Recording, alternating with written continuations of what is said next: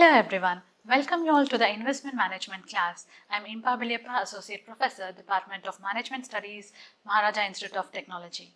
Now we are already discussing Unit 5 and we have started with the modern portfolio theory, in which we discussed there are two types of approach, traditional approach and modern approach. In modern approach, we learned about the Markowitz theory.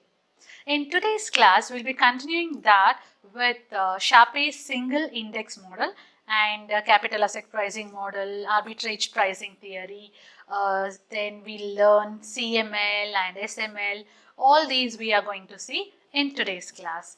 Let's discuss about the first one, which is Sharpe's single index model. Okay, the name itself is telling you that it is developed by William Sharpe, and henceforth it is Sharpe's single index model. And what is this? Sharpe's single index model is where the portfolio risk is aggregate of systematic and unsystematic risk.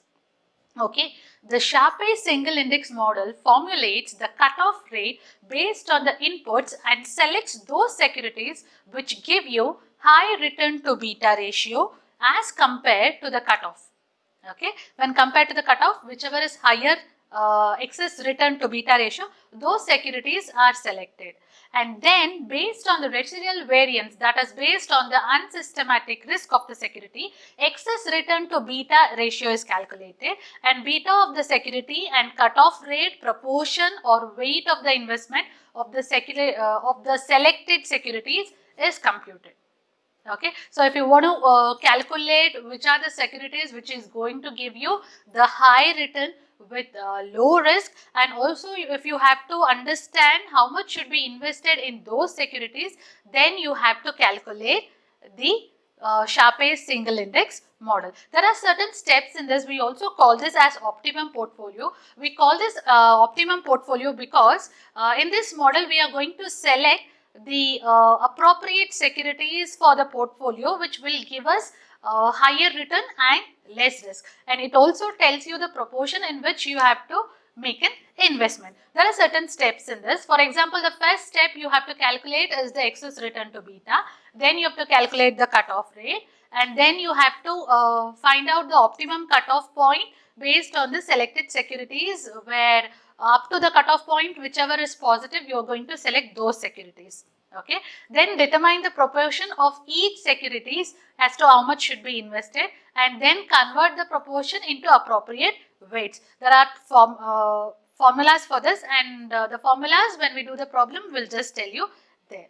And next, it is a 3 marks question which is corner portfolio. Okay, they'll normally ask in the exam for 3 marks. Okay, that comes in Sharpe's single index itself. So that is corner portfolio. Okay, what is this corner portfolio? Corner portfolio is where normally the entry and exit of new stock on a portfolio is generated in a series of corner portfolio. It keeps on adding on to the portfolio. But a corner portfolio, if it is one stock, if you are investing in one stock, that itself is the corner portfolio. But if you are investing in 2 stocks, then the minimum attainable risk and the lowest return, we call it as corner portfolio. If you have to call it as corner portfolio, it should be having low return and high risk. Okay, or minimum risk, we call this as corner portfolio. If the number of stock increases, the corner portfolio would be the one with lowest risk return combination. Okay, that is corner portfolio. This will be normally asked for 3 marks. Okay, that is about the Sharpe's single index model and optimum portfolio. Next, we'll go to the capital asset pricing model. What do you mean by capital asset pricing model? So, we normally call it as CAPM. Okay, we have done problems on this in this unit 2 also. Okay, capital asset pricing model is developed by Markowitz, William Sharpe, John Linter, and John Jamison. Okay, they all provided the basic structure for CAPM model. And in this model, it is a model of linear general equilibrium return, okay, where you calculate, this model describes the relationship between the expected return and the risk of investing in a security. So, the relationship between the expected return and the risk involved in investing in a security, that relationship can be determined by CAPM model. Okay, it also shows that the expected return plus the risk premium, which is based on the beta of the security. Risk premium is obtained by the difference between risk-free rate. I'll tell you how is it. Okay, in CAPM theory, the required rate of return of an asset is having a linear relationship with the excess of the beta value, that is undiversifiable or systematic risk. So, it shows the linear relationship with an asset beta value with the return. That is two combination. One is the return and with the asset's beta value, that is also shown. If you have to draw CAPM in the form of a chart, then as I've already told, this is OX axis and this is OY axis, and this is return, this is risk and this is return. So, always the beta will be, beta of the market will be 1. Okay, always the this will say risk of market. This is risk of market. So, we'll say beta of the market is always 1, which you have to take. So, around market return we'll get here, we'll say, so this is the market return, and there will be always a risk-free rate of return. I'll tell you what is risk-free rate of return. So, risk-free rate of return cutoffs the market return and the portfolio beta.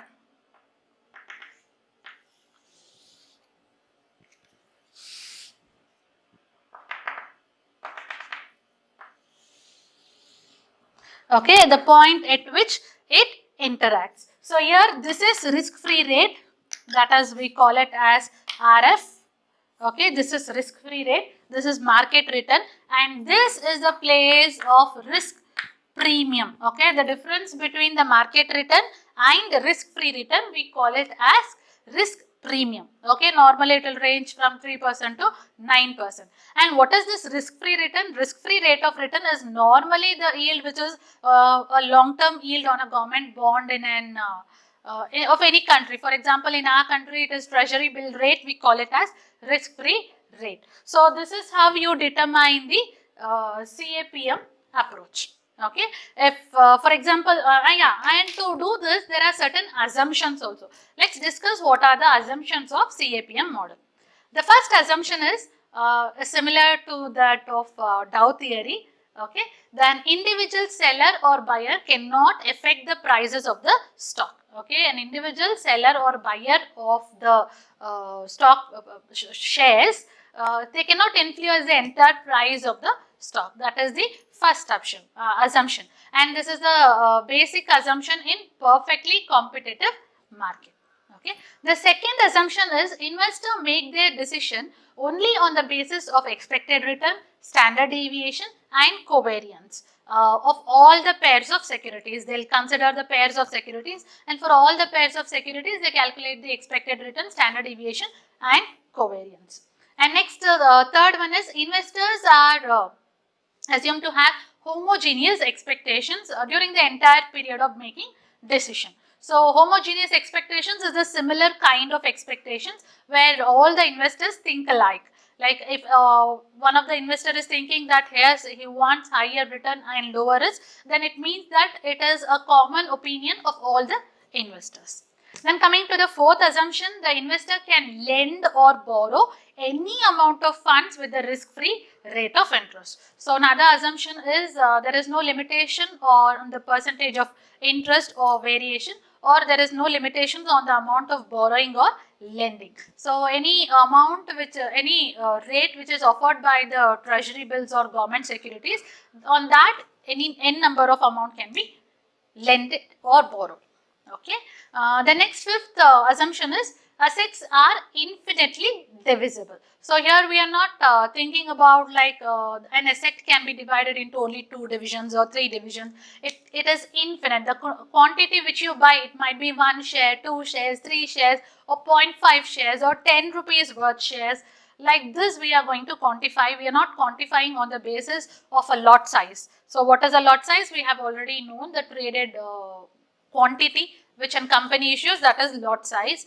Here we are not thinking about any lot size. Any number, you can buy 1 share, 2 share, or 10 rupees share, 5 rupees share, 50 paisa share, infinitely divisible. That is the 5th assumption. Another 6th assumption is there is no transaction cost and there is no personal income tax. For any kind of return, normally it is taxable, and we are not going to calculate the capital gain or capital loss or the income tax, what is this charge, and any number of short sales can be done. What is this short sales? Short sales is also we have discussed in the 4th unit, where short sales means you're not having the shares as of now, you trade it, you sell the shares which you don't have, but on a later date you need to purchase the shares and sell it. Okay, settle, make a settlement. You don't have the shares as of now, but even though you don't have the shares, you sell the shares, but on a later time, whenever it is the time of delivery, you need to buy whatever the price is, you need to buy the shares and make a settlement. So these are certain assumptions of CAPM model. So buyer cannot influence the price. Whenever he takes decision based on standard deviation, return and covariance, and the investors have homogeneous expectations, and number of money can be lended or borrowed at the risk-free rate. It is assets are infinitely divisible, no transaction cost, no income tax, and unlimited amount of short sales. So these are certain assumptions of CAPM model. Okay, by making this assumption and constructing this CAPM model, which involves various factors in it. For example, the formula is expected return of an asset is equal to risk-free rate, we normally say RF, plus beta, then expected return of market, okay, minus RF. This itself we call it as risk premium. So the formula is expected return of an asset, okay, or a security is equal to RF, that is risk free rate, plus beta RM minus RF. So this is the formula. And after doing this, what are the uses? Why do you need to do this CAPM model? There are many uses of constructing this CAPM model. Normally it focuses on the market line, so how is the growth in the market, that we can understand, and it is very useful for the selection of securities in the portfolio. So if you have a list of securities which you want to invest, it is always better to apply CAPM and check which security is good enough to make an investment. Okay, another use is like they consider only market risk in terms of risk-free rate and beta. Okay, and then CAPM is very much useful for financial analysis, and they consider the historical data of all these, like market, it might be the market return or risk-free rate of return or beta value, or in different periods they consider the historical data. So we normally say no, history repeats itself, so it might be useful for us to predict the future growth. Okay, so due to all these uses, like one, they consider the market line, another, it is helpful to select the portfolio, and they consider the market risk and risk-free rate. So all these helps make the CAPM model a better option to select the securities. In this, if you have to say individual, if you have to know the meaning of this, so as I've already told, risk of market minus the risk-free rate of return, that we call it as risk premium. So it refers to the amount in which the asset's expected return exceeds the risk-free return. Okay, and this risk premium along with the risk-free rate and assets beta is used as an input for the popular asset valuation technique, that is the CAPM. Okay, it is very much useful for that. And whenever investing, investor has to desire a higher risk premium when taking on more risky assets. Like if you if you're a risk-loving person and you want to invest in a risky asset, you should always choose securities which have high risk premium. Okay. Then we have expected return. Expected return is it is the income, or when all the other variables on the equation is less than you get it, then you calculate the expected return of an asset, which is always it should be higher. Then risk-free rate, I've already told, it is the rate where a government bond or treasury bill is issued. So it is a yield to 10-year US government bond. It is similar to that. Okay. So, and beta, yeah, beta is very important factor. It's a measure of volatility or systematic risk of an individual securities of a portfolio in comparison to the market as a whole. Like individual security and market is compared, and how is the beta movement, that is checked. Okay, beta in the CAPM model calculates the expected return of an asset based on its beta and expected market returns. So, which is known as beta coefficient. Okay. Systematic risk can also be understood further using beta, and this is a number describing the correlation volatility of an asset in the relation to the volatility of the benchmark that is set as an asset being compared to the market.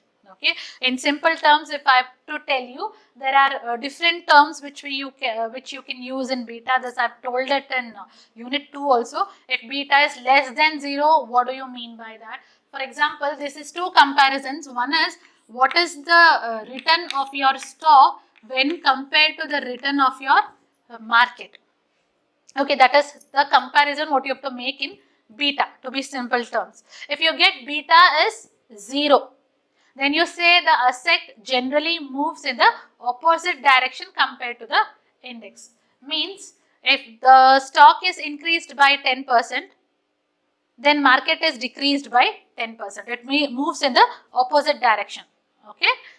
If you have to say that beta is equal to 0, beta is equal to 0. If beta is less than 0, that is -1, -2, -3 like that, then it means it is moving in the opposite direction.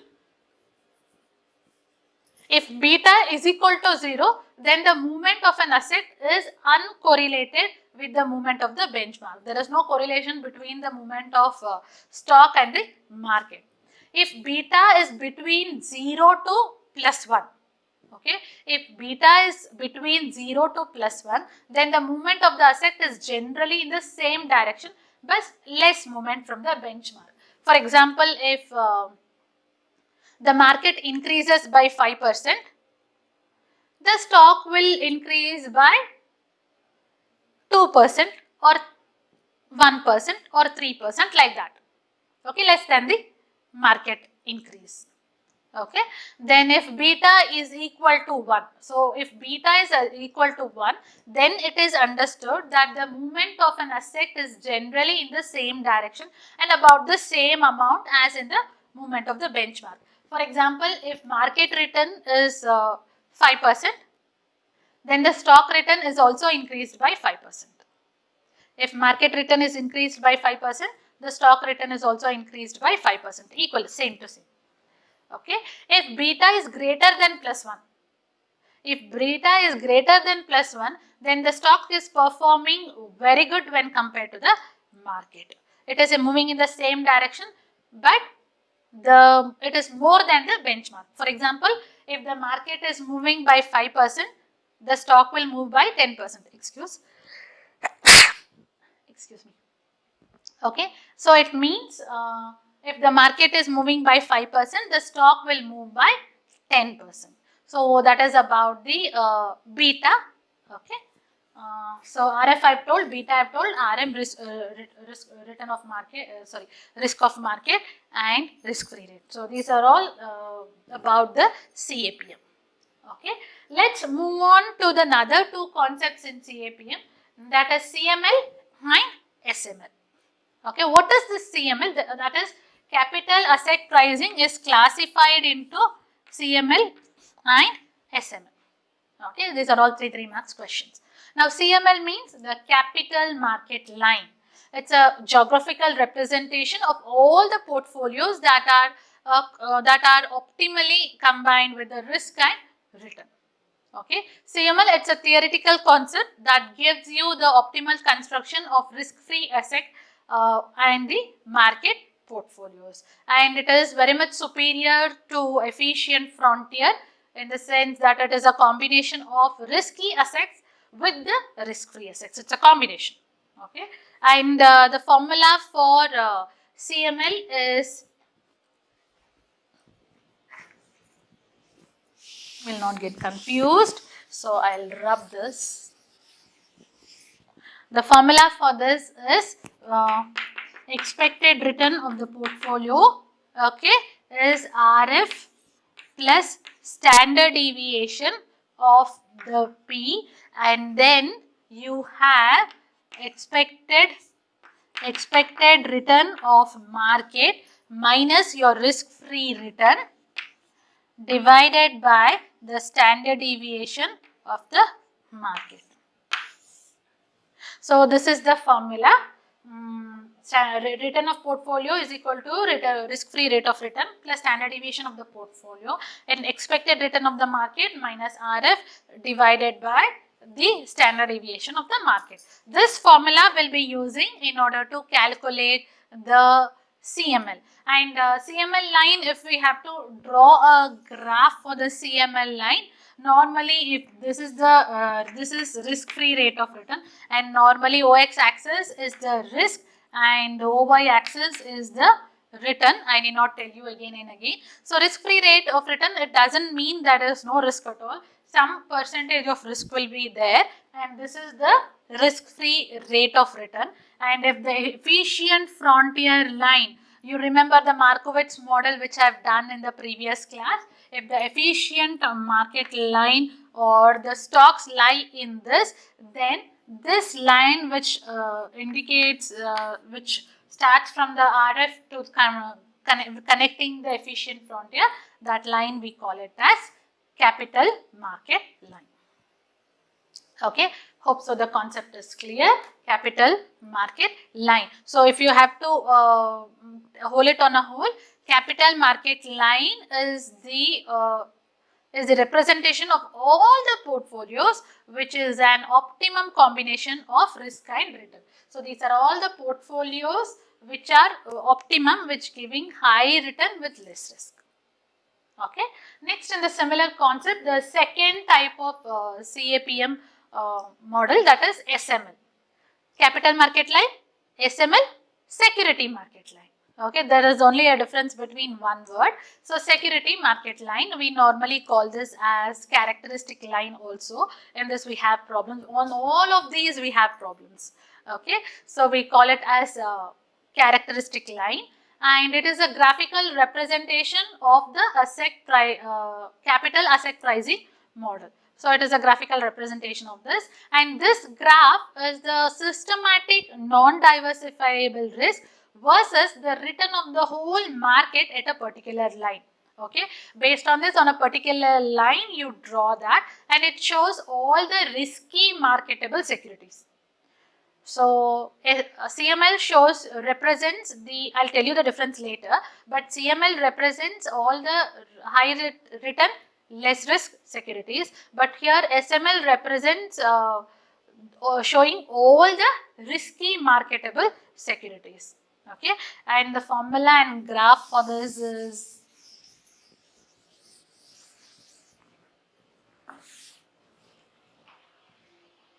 okay, the formula and graph for this is like the formula is, and yeah, I'll write this. Security market line. Okay, security market line, that is nothing but the expected return of the investment, that is the security or return, like RF, that is the risk-free rate, plus beta, okay, RM minus RF. You can see here, I have told you that it is a graphical representation of the CAPM model I've already told. So if you have to draw a line that is about, if you have to draw a line and signify the beta on it, because as it is a beta, then from this you draw a line of the risk-free rate, and whichever points it intersect, this is the risk-free rate.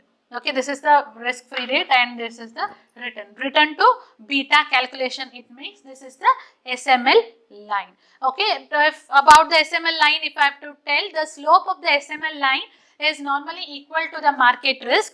Okay, risk premium, that is which reflects the risk return trade-off, that is the difference between market risk and risk-free rate.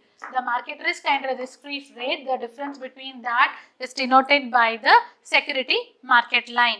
And here investors is not normally they are risk averse and they expect to set off the volatility of the risky investment.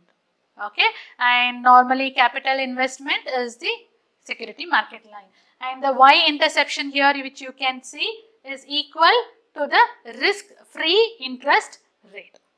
Okay, that is about the SML. And one more thing you have to understand, if all the securities are correctly priced in the securities and plotted in the SML, the assets which lie above the line of the SML, those are called undervalued securities which are plotted on the SML. If we have all the securities which lie below the SML line, that is overvalued securities. Okay, SML line, okay, which lie under it, we call it as overvalued securities. Which lie above it, we call it as undervalued securities. Over it, undervalued we call, below it, overvalued we call. It is just an opposite of it. Okay, so these are about this is about the SML line. So after SML line, let's discuss another concept which is alpha. Alpha also I've told you many a times, whereas the stocks which perceives the undervalued, if it is like providing the expected return is excess to the fair return. If expected return, whatever you are expecting, is above or excess to the fair return, indicating SML, that is called alpha. Okay, if the expected return is excess to the fair return and above the SML and undervalued securities, then that we call it as alpha. Okay, so that also I've told you in the second unit. Okay, when compared to the SML and CML, when compared to these two types of CAPM model, if you have to tell the difference, CML line shows or depends on the risk-free rate of interest, risk-free rate of return, and level of risk for the specific portfolio. Okay, SML is also, it is called as like characteristic line, and it is the graphical representation of the market risk and return at the given point of time.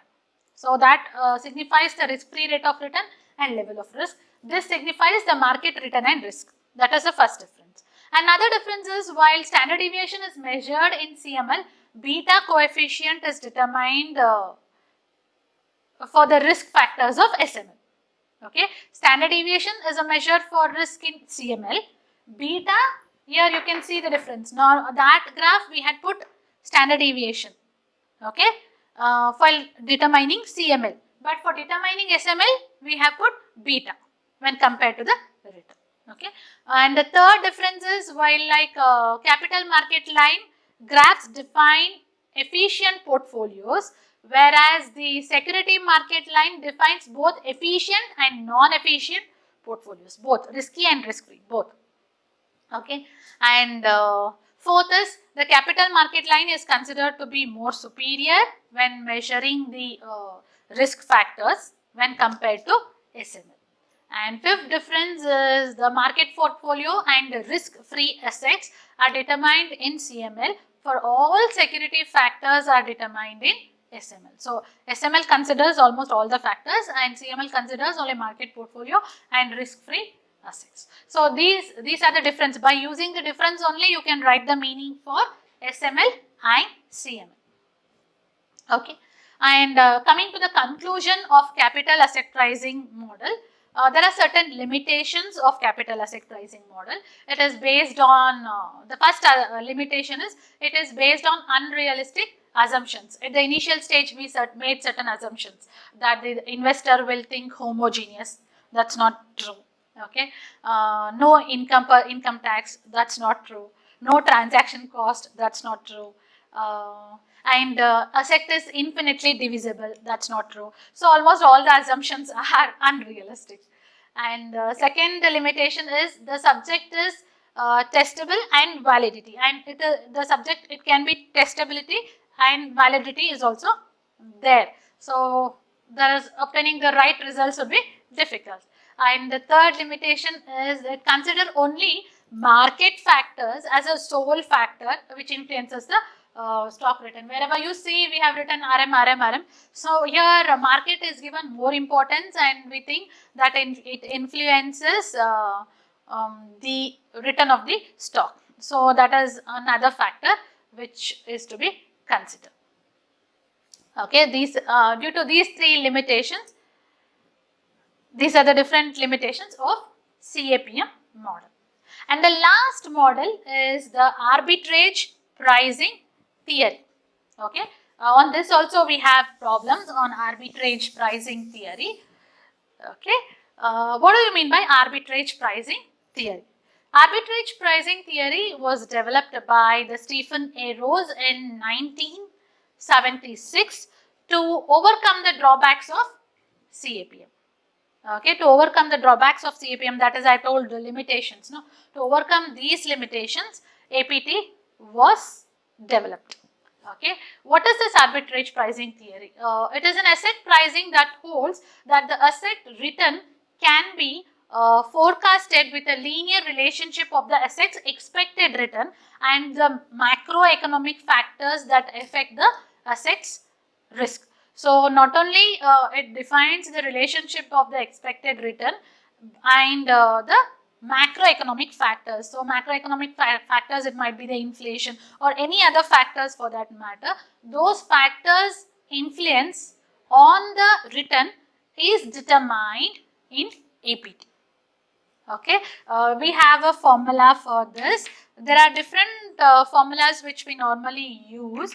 So we write alpha plus beta of individual factors. So into 1 if it is the market, then beta, so beta of another component into 2 plus beta of the third component into 3. Like this, giving weights up to n, we are going to write the beta of various factors. Okay, that is what you call it as the arbitrage pricing theory. Okay, expected return is all the factors at 0, then coefficient of all the factors, then one factor influencing the other. So arbitrage is where arbitrage is a practice of simultaneous purchase and sale of an asset on different exchanges. Like if there is Bombay Stock Exchange and National Stock Exchange, you buy in one stock exchange and sell in another with the price difference. A slight price difference also will make huge profits for the investor. Okay, because you are buying it in lump sum. They take the advantage of the discrepancies between the markets in order to get the profit. Normally due to the stocks traded, the time, the lot and the demand and the supply, due to all these there will be point variations of prices in the market. So they make advantage of this and buy in one market and sell in another market, that is exchange. That is simultaneous buying and selling. That will get you the profit. Okay, so like this various factors are determined, and there are risk premiums also associated with, and the arbitrage, if it is mathematically denoted, then we call it as risk-free rate plus beta of individual component, that is of the beta of the factor, that is inflation. I gave you an example, no? Beta of those factors plus return risk premium of that particular factor associated with that particular factor. In the same way, beta of the second factor, risk premium associated with that factor. It all gives on continuing. As the problem is given, you need to change your formula. So what are the factors influencing? I told, no, so either might be inflation or risk-free rate or risk premium or industrial production. These are all the different factors which will come while calculating the arbitrage price. Okay. For this also, Stephen Rose has made certain assumptions, and the assumptions are very much similar to the assumptions made at CAPM. Okay. For example, the investor has homogeneous expectation, that is same as CAPM. The investors are risk averse and utility maximizers. This is different. So risk averse means the investors do not like to take the risk, and they are utility maximizers. Utility maximizers means they like to get a higher return with less risk, and they want to have more satisfaction. That is utility maximizers. And then perfect competition prevails in the market, no transaction cost, and assets return are explained on the basis of systematic factors. Okay, and another assumption is investors can build a portfolio of assets with specific risk eliminating through diversification. So we say that the risk is specific and limited, okay, due to diversification, and there is no arbitrage opportunity exists between. Whenever there are well diversified portfolios, we assume that there is no arbitrage opportunity. So these are certain assumptions of APT. Similar, but homogeneous expectation is similar. Perfect computation, no transaction cost, this is similar. And yeah, that's it. Then which are not that much related to CAPM are the investors are risk averse and utility maximizers. Then assets are explained on the basis of systematic factors, and all the investors build a portfolio of assets. Investors can build a portfolio of assets with any specific risk, and there is no arbitrage opportunity. So these are certain factors, certain assumptions which are made under CAPM theory. Okay, and then you can also use trial and approach for that. For this arbitrage pricing, we use lambda plus lambda beta I. By like this, we keep on adding the factors. This is the risk-free rate of return, and this is the sensitive index, okay, of the security, and the slope of the arbitrage pricing. Based using this also, you can calculate the APT. There are different models in order to justify this. If you have to compare, like how we compared CML and SML, if you have to compare capital asset pricing model and APT model, it looks similar, but CAPM has only one factor, that is beta, one factor and one beta, whereas APT is concentrating on multiple factors. Like multiple factors, I told you, interest rate, inflation, production. So these are all the multiple factors, and which include non-company factors also, which requires the assets beta in relation to that particular separate factor. So beta of inflation, beta of interest rate, beta of production, like this separate factors. That is one of the important discrepancies or differences. Another is APT does not provide the insight into the factors. So APT model must use analytically determine relevant factors that might affect the assets return. Whereas CAPM is difference between the expected market rate of return and the risk-free return. So CAPM is quite simple with market return and risk-free rate of return, whereas APT is relevant factors is analyzed, analyzing the relevant factors on the asset return. Okay, that is APT. So that is what we have done in today's class. So in today's class, we have discussed the Sharpe's single index model, which is very much important to construct the optimum portfolio.